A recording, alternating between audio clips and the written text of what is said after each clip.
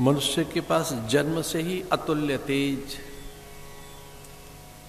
अपूर्व सामर्थ्य है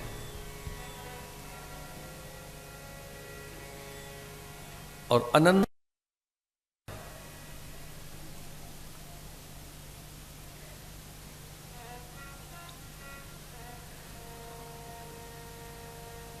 जन्म से ही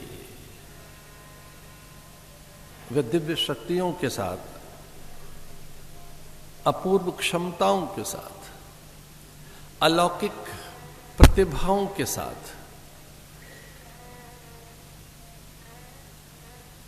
वह इस धरती का उत्कृष्टतम प्राणी है। भगवान की रचना में, उसके सृजन में एक उत्कृष्टतम, एक उदात्त, महनीय और एक संपूर्ण कृति कोई है तो वह मनुष्य ही है।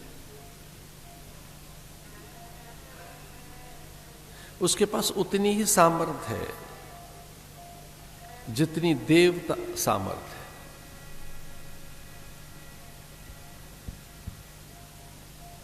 उसकी सामर्थ्य यक्ष, गंधर्व, किन्नरों से कम नहीं है।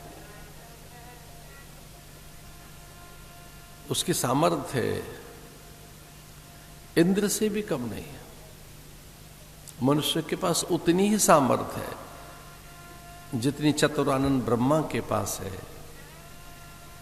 पंचानन महादेव के पास है, सहस्र पुरुषः, जितनी सामर्थ्य ईश्वर के पास है वैसी ही उसकी आत्मसत्ता में सामर्थ्य है।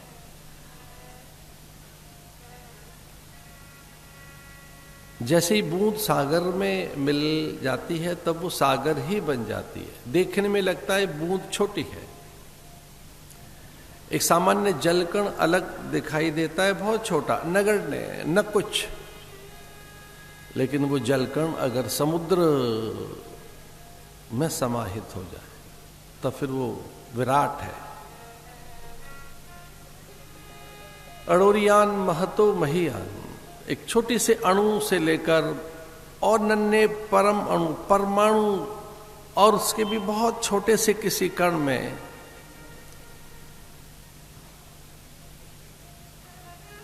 वह विद्यमान है, पर उसका अनुभव हो नहीं पाता। पशु पंछियों को, परिंदों को, वनस्पतियों को, अन्य जीव जंतुओं को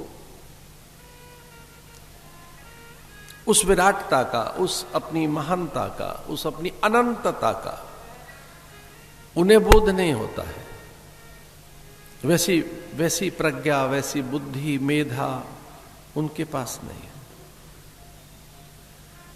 वो अपनी अनंतता से अनभिज्ञ हैं, चूंकि उनके पास वैसी मनीषा नहीं है।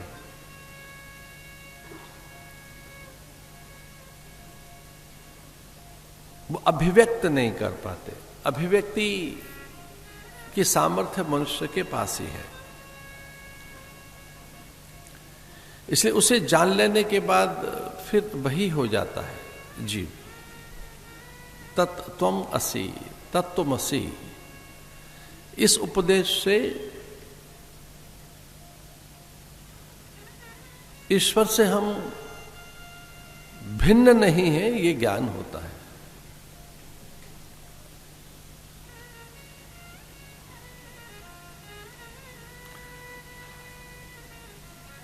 इसलिए अज्ञानता के कारण ही अभाव है, दुख है।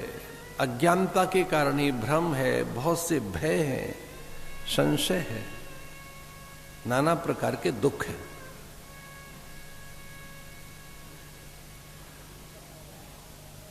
अपने सत्य से परिचित होने के बाद फिर कोई दुख नहीं रहता।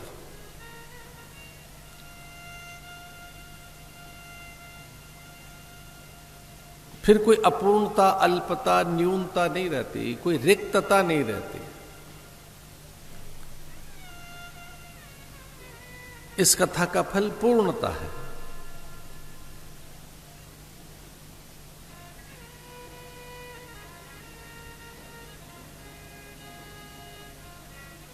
इस कथा का फल अपनी अनंतता को अनुभूत कर विराट हो जाना है।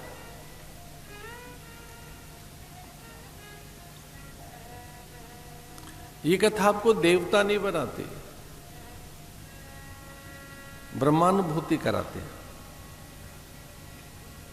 आप उससे भिन्न नहीं है, यह बोध कराती है। पर जैसा संकल्प होगा वैसा ही फल देती है।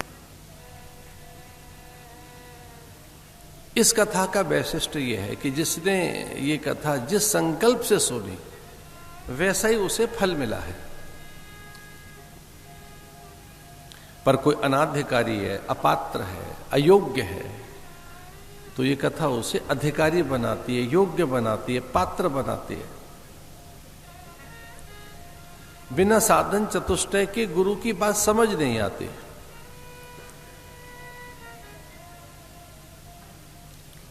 बिना श्रद्धा विश्वास के शम दम उपरति तितिक्षा, श्रद्धा समाधान विवेक वैराग्य मुमुक्षा जिज्ञासा, एक तीव्र प्यास,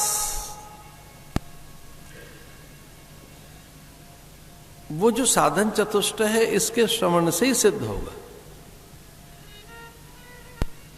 इसलिए हमारे भीतर ये पात्रता का भी विकास करती है, हमें उस योग्य बनाती है,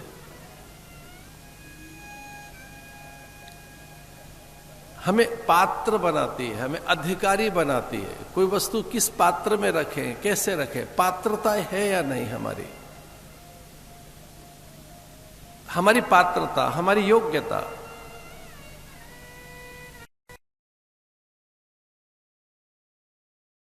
योग्य बनाती है।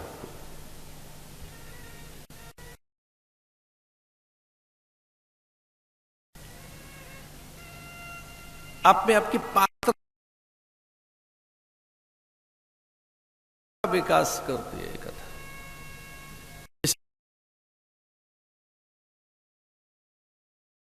सन्निधि या सत्संग या महापुरुषों का न्याय आप में पात्रता का विकास करता है कि आप पात्र हो सके, आप योग्य बन सकें, आप अधिकारी बन सकें।